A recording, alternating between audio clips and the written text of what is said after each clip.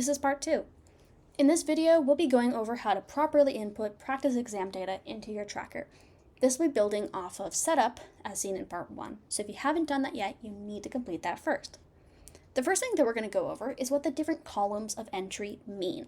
Some of these are more important than others, and only 2 of them, column 1 and code area, are actually required for the macro to run properly.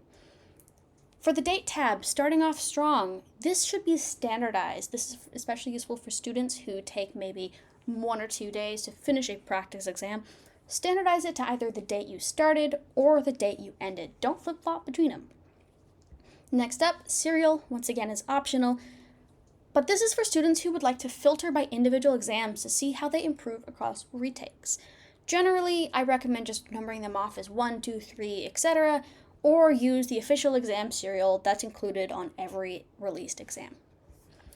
The exam level is once again an optional inclusion, but this is where you're going to toggle between district, association, and international level exams, which may help you to see where you struggle on more advanced concepts. Question number, once again optional, that's just for your tracking purposes to make it easier on you. Column 1, however, will be required, and this is where you're going to toggle between incorrect and correct.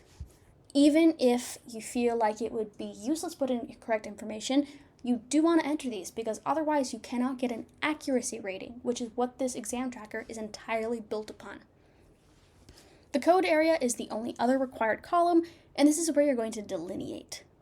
Keep in mind that when you're grading exams, every practice question ties into a specific area. This column is not going to be cap sensitive, so as long as you put in the acronym properly, you're good. If you ever need to reference what the acronyms are, aside from them being found on each exam's scoring at the end, you can also look at all of them in the student dashboard.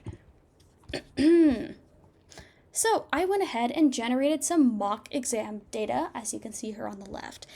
Note that I have the date, exam serial, level, question, result, and code area all filled out.